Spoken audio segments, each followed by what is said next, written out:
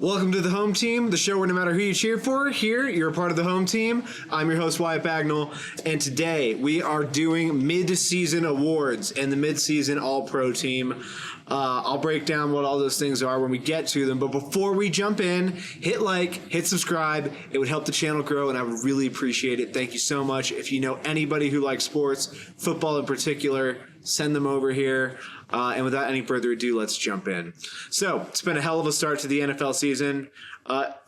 Oddly enough, halfway through, we don't have a whole lot of clear front runners in any category, but the general contenders are starting to come forward. So I think it's really exciting that we don't have any one person just completely dominating most of these categories. So we're going to start off with the midseason awards. All right. We're going to do Coach of the Year first. So, the candidates for this award: Dan Quinn of the Washington Commanders, Matt LaFleur of the Green Bay Packers, Kevin O'Connell of the Minnesota Vikings, and Andy Reid of the Kansas City Chiefs. All four of these coaches are doing great things. Dan Quinn, obviously, the Commanders are overperforming given what we thought they were, which tends to be the thing that, wins this award. Matt LaFleur with the Packers, he's had to deal with injuries to Jordan Love. Malik Willis is his backup, and they've still been very, very competitive, and I think it's very impressive what he's done. And then Andy Reid for the Chiefs as well. Oh, Kevin O'Connell as well. Let's do Kevin O'Connell. So Kevin O'Connell, a lot of people at this point seem to have forgotten it, that J.J. McCarthy was drafted in the first round to be the Vikings quarterback. Gets hurt in the very first preseason game, and then Sam Darnold comes in. Sam Darnold has played very, very well, better than he ever has in any other location, and a lot of that has to do with Kevin O'Connell and his excellence at dealing with quarterbacks. This goes back to last year as well, where Kirk Cousins tears the Achilles after he was playing phenomenally, and then all of a sudden they're having to cycle through quarterbacks, and O'Connell's able to get guys that nobody would expect. He's getting them to play well for a few weeks at a time, but with Darnold, it's marrying quite well, where O'Connell's brilliance is allowing Sam Darnold's talent to actually flourish, and it's the type of thing where he's done such a good job that we don't remember that J.J. McCarthy was ever there. And then Andy Reid, this is one that he's not going to win this award, in my opinion, because when the Super Bowl, the back-to-back champs, start off the year really strong, it's what we expected them to do. But I don't want it to go unnoticed how exceptional of a job Andy Reid does year in and year out. And so despite the expectations for the Chiefs, Andy Reid deserves more recognition than he already gets, which I believe is fair. So ultimately, who am I giving this award to? If I had to pick, I would give it to Kevin O'Connell. I think that the Vikings, the difficulty of the Vikings having to deal with the lack of the starter or the presumed starter for the entire year is different than Matt LaFleur's situation, which is where he had to deal with them a little bit in, a little bit out. He can create these game plans 1 week at a time to try to accentuate the skills of Malik Willis. But Matt LaFleur would be my runner-up to this. And then Andy Reid would be third, and then Dan Quinn would be fourth. All four of those coaches do an excellent job, and I think that ultimately it's how the year finishes that's going to distinguish these guys. Offensive Rookie of the Year. This one is, I think, the most clear-cut, but I'm just going to rip the Band-Aid off. I'm giving it to Jaden Daniels. It would take a collapse from the Commanders and from Jaden Daniels in particular to cost him this award. But he's obviously playing phenomenally. When a rookie can legitimately stake a claim to the MVP debate, I mean, the guy deserves to win it. So I'm going to take this time also to just shout out a couple other guys. Two of these don't really have a chance to win it, in my opinion, so that's specifically why I put them here.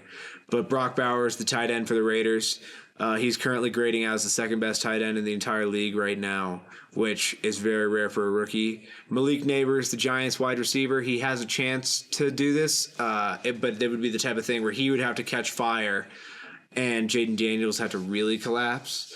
And then the last one that I want to give a shout out to, but he has 0% chance of winning, is Dominic Pooney, the guard for the 49ers. In his rookie year, he's grading out as a top 10 guard, which is Really, really rare. He's obviously not going to win, but I just want to shout out those guys in the trenches. Guys like Joe Alt would have a better chance given that they're a first-round pick and given that they're a tackle, but I just wanted to shout out him because as a rookie to play that well as a guard is commendable. Defensive Rookie of the Year. This one is muddy. It's close, but in my mind, I have a pretty strong stance on who it should be as of right now. So the nominees for this: Quinion Mitchell, the Eagles cornerback; Jared Verse, the Rams defensive end; Laiatu Latu, the Colts defensive end; and then Evan Williams, the Packers safety. The person that I would give this award to is Jared Verse. He's playing really, really well in a way that is not always the most sexy. He doesn't have like a million sacks to his name or something like that. And I don't know that he's going to be somebody that hits double-digit sacks. But he is constantly disruptive. I watched a bit of the Seattle game down the stretch. He caused a lot of huge plays that led to the Rams win. And he's the rare guy that his strength is completely transitioning to the NFL. A lot of times, these guys that only have like the power moves, they get to the NFL and they find, oh my God, these guys can match it, and they have to learn the counters, and it takes them a little bit of time. I've seen Jared Verse on multiple occasions be able to just put his hands into these tackles and move them. It's very impressive. It's very rare. I think the Rams got a really good player, and I would expect right now that he would win Defensive Rookie of the Year. Quinion Mitchell is holding up well. Corner is such a tough position to actually win this award at. You have to be so locked down, and he's not quite that, but he's playing really well. Laiatu Latu, he's slowly coming along for the Colts.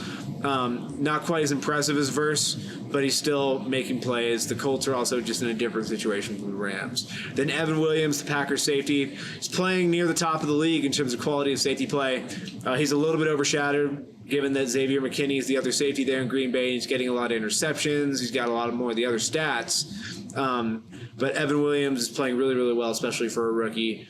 Rookie defensive backs, it's so difficult to rise up and play well. And the fact that Evan Williams and Quinion Mitchell have done that should be commended. Comeback Player of the Year. Right now, I really only have one in mind. I would have to really think about if there's somebody I forgot that was injured last year, because I'm not one of these people, and I know that, thank God the NFL fixed it, where you don't get to win Comeback Player of the Year for just coming back from being a bad player. You know what I mean? Otherwise, I know people will be like, Sam Darnold should be Comeback Player of the Year, this, that, and the other. For me, it's Joe Burrow. Obviously, I suppose the biggest point of contention here would be that the Bengals currently have a losing record. If the Bengals were to make the playoffs, I'd feel a lot more comfortable that this is going to be the pick. But he comes back from obviously the hand and the wrist injury, and he's playing really well. All-pro level. He's not somebody that's currently in most All-Pro or MVP discussions because of where the Bengals are right now. But make no mistake, Joe Burrow is playing elite football after coming back from a major injury to his throwing arm. Offensive Player of the Year. This one's a tight debate. So we'll get the obvious ones out of the way here. All the nominees: Derrick Henry, the Ravens running back; Saquon Barkley, the Eagles running back; Justin Jefferson, the Vikings wide receiver; Jamar Chase, the Bengals wide receiver. Then I wanted to throw one more in there. He won't win it, but I think that these guys don't get enough love. I've got Penei Sewell, the tackle for the Lions, in there. And you could substitute this for a couple of guys, I suppose, but I believe of the tackles this year, he's playing the best. And I don't think those guys along the offensive line get nearly enough credit. Everybody always complains when their offensive line is not good enough, but when you have a guy like Penei Sewell, you don't worry about it. So I don't believe he's going to win, but because offensive line there's not enough sexy stats, and unfortunately these awards are stats driven, but he's every bit as good, and I would argue he's better than all of the players I just listed. So who do I think is actually going to win this? As of right now, the guy I would give it to is Derrick Henry. Leads the league in rushing. He's on pace to have a crazy, crazy year. If he stays healthy, I would not be shocked at all if you told me he managed to hit 2,000 yards again. And if he did that, I mean, just give it to him. I think his closest competitor right now is probably Saquon Barkley. This is who I thought would win it in the preseason, but Derrick Henry is way, way overperformed my expectations. I knew he would be good with the Ravens. I was curious how much tread was left on the tires after he was used so much and just run into the ground in Tennessee, but the guy's got a lot left. Justin Jefferson, Jamar Chase, whichever one of them ends up leading the league in receiving, there's a really good chance that they're going to have a strong case for this award. But as of right now, I'm giving it to Derrick Henry. Defensive Player of the Year. I wouldn't be shocked if this one is a bit more contentious in terms of the reaction to it, because in general, it goes to whoever leads the league in sacks, right? But I'm going to break down my candidates here, and none of them are the current league leader in sacks, which is Trey Hendrickson. So right now, my candidates, T.J. Watt, the edge rusher for the Steelers, obviously, Patrick Surtain, the second, the corner for the Broncos, Fred Warner, the middle linebacker from the 49ers, Dexter Lawrence, the Giants defensive tackle, and then Brian Branch, the safety from the Lions. All these dudes are having phenomenal years, and I think they're playing the best in their respective groups. But the person I'm going to give it to is Fred Warner. Here's why. I believe in the modern NFL, linebacker is the most difficult position to play. Every offense is specifically built around targeting you, getting a receiver matched up on you, getting your eyes to move, and ripping the ball in behind you. Linebackers are the position that everybody's trying to manipulate. And the fact that Fred Warner is able to go out there and be as disruptive as he is, and to really play head and shoulders above other linebackers, and he's leading the league in forced fumbles. He's got, I believe, at least one, I think it's 2 interceptions. The way that he plays that position, and given the difficulty of it, I would give it to him.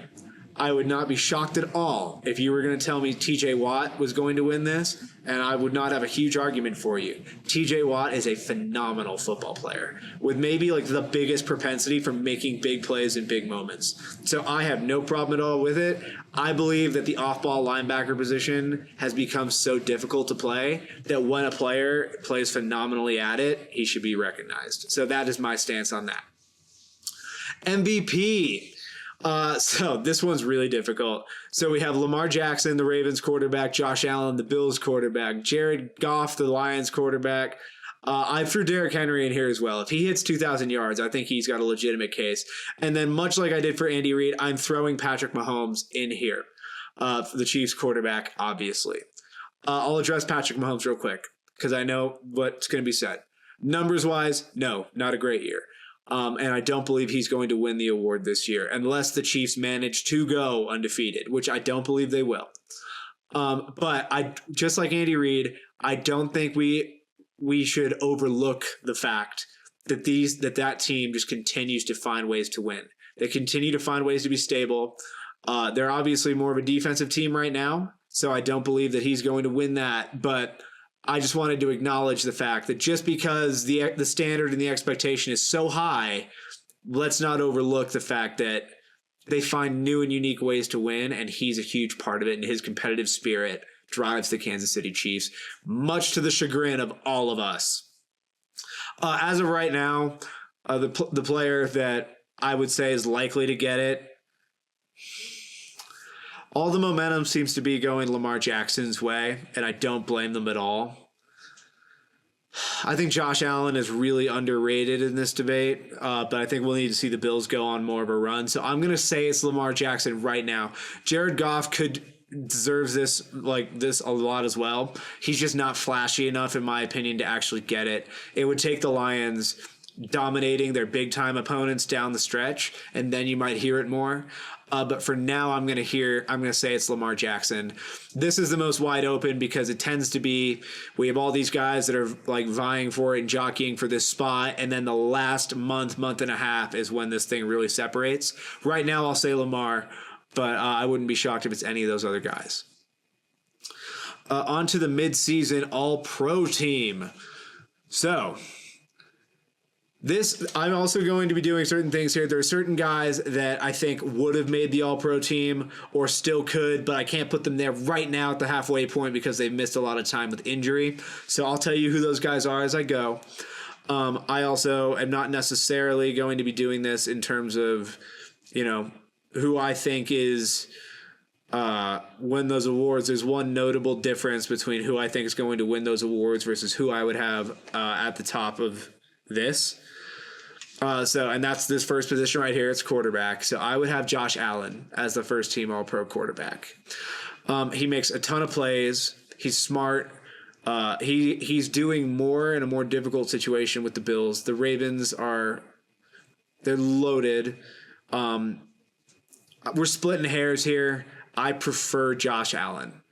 I prefer the guy with a rocket arm who's a bit more accurate than Lamar. Very different style of runner, but just as viable a threat. So I would go with Josh Allen as the quarterback.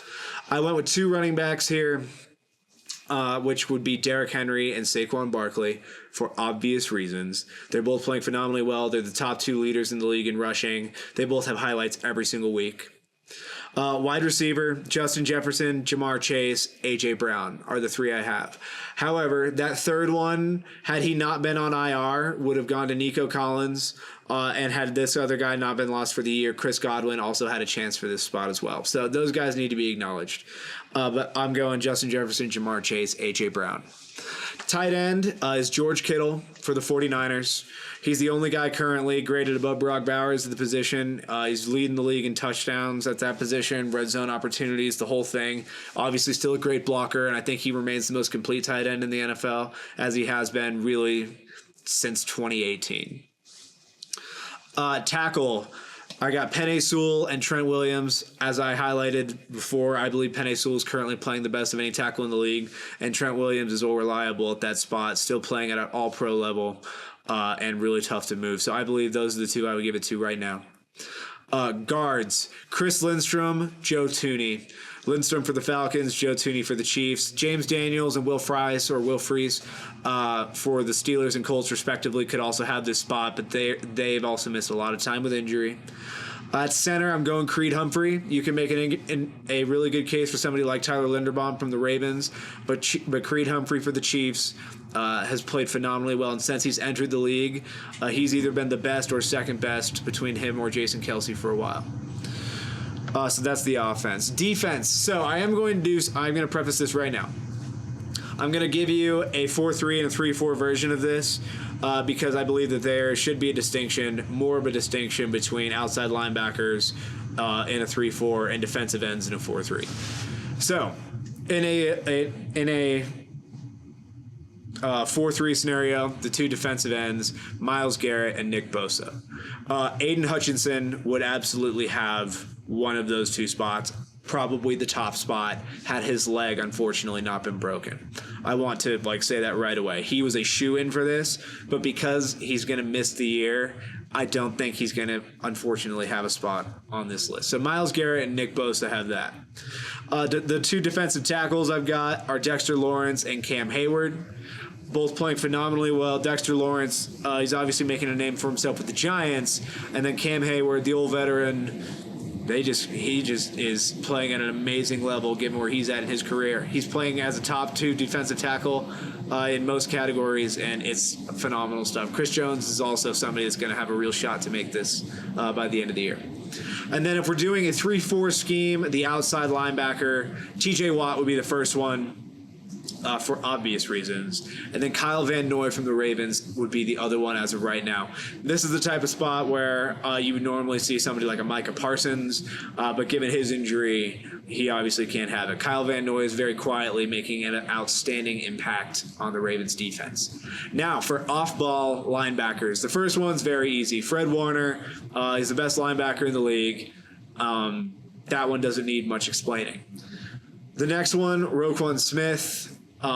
Once again, elite against the run, not as elite against the pass, but still highly, highly impactful. And he's one of the few linebackers that are off ball in this league that you have to focus on. Now, this third one is someone that I don't believe is getting nearly enough credit for the amazing work that they're doing on one of the NFL's best defenses, and that is Leo Chenal of the Kansas City Chiefs.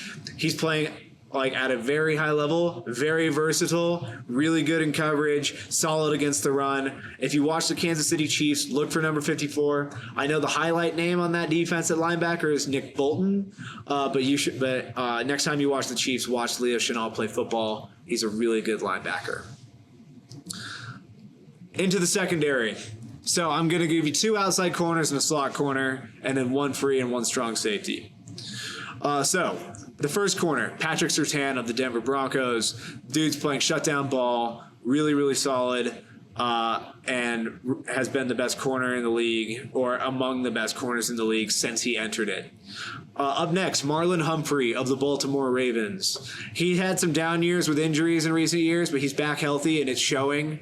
He's putting the clamps on people, and it's helping the Ravens be one of the best teams in the entire league. Slot corner. He's playing more on the outside now, but he still plays about a quarter of his snaps in the slot, and that is Trent McDuffie of the Kansas City Chiefs.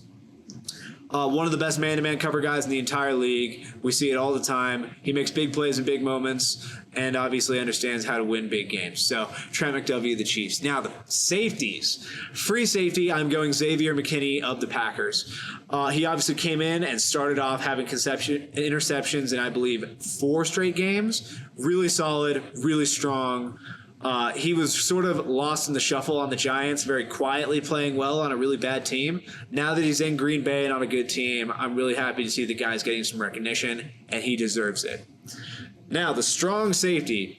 There's a debate between 2 guys, but for me, it's not a huge debate. Kyle Hamilton could certainly have this spot, but as of right now, it is Brian Branch for the Detroit Lions.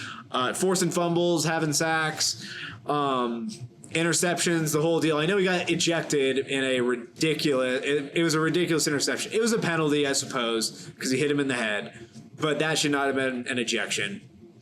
But Brian Branch has played maybe the best of any safety in the entire league this year, and he certainly deserves a spot here. Special teams, I'll wait a little bit closer to the end of the year for some of those. But that is my midseason All-Pro team and my midseason awards. Thank you so much for tuning in. I really appreciate it. Hit like, hit subscribe if you think I've earned it. And yeah, thanks so much. Peace.